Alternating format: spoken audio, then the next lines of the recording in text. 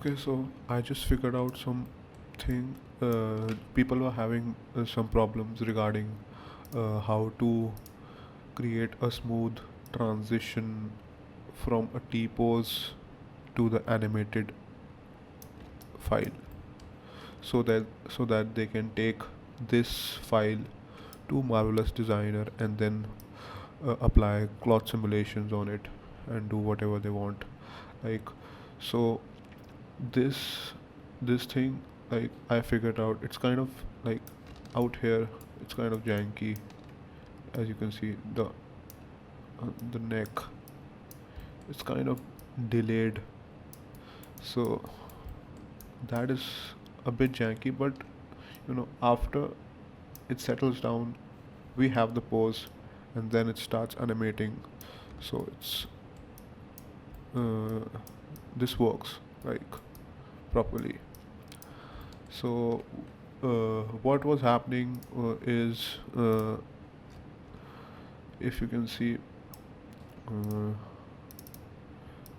we had this kind of like a character with T pose in frame 0, and then, like, straight away after frame 1, it shifted to the animated character.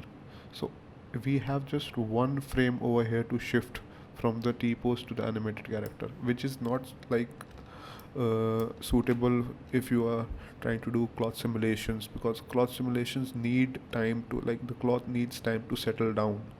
So this is what I did. Let me just open the file and title. So what I did is I baked the alembic of the T pose, and then I baked the alembic of the animated pose. So this, you can see, this is the alembic of the animated pose.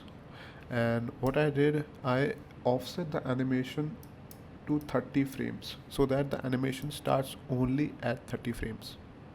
As you can see, it's starting at 30 frames. And then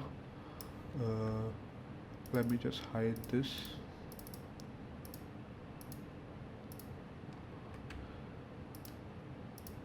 Just unhide this.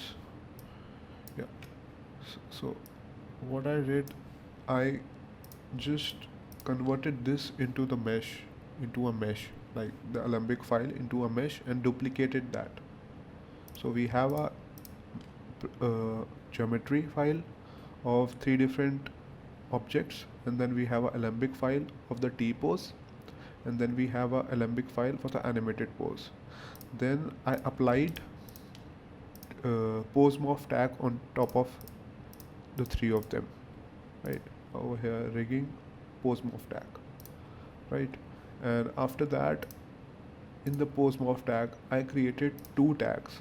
Like, the first pose is the T pose, which is the default pose, and then the pose 1 is our animated pose.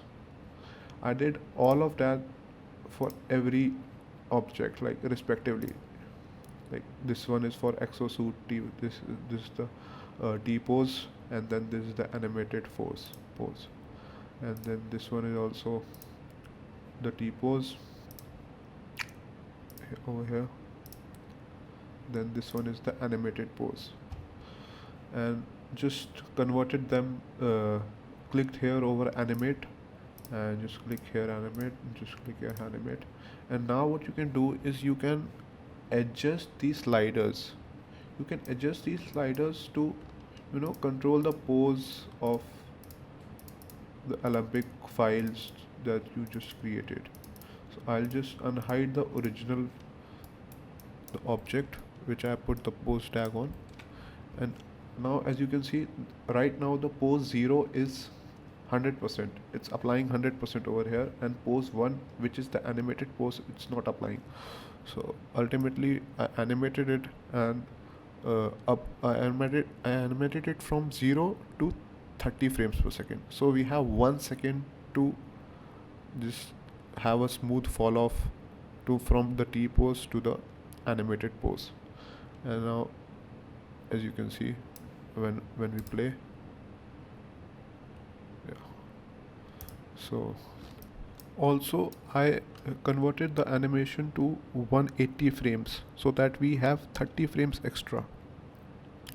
So when we take this to Marvelous and then do the cloth sim, then what we have to do when we bring back the cloth sim inside Cinema 4D back to Cinema 4D, we just have to like offset the alembic file to minus 30 over here, like over here we did minus over here we did 30 frames. We just have to write minus 30 on that cloth sim so that it just lines up as it's supposed to, because we offsetted it in the first place to 30 frames. Thank you for watching this video. I hope this helped in some way, because I was having this problem and I thought other people also might have this problem, so I just made this video. Okay, see you next time.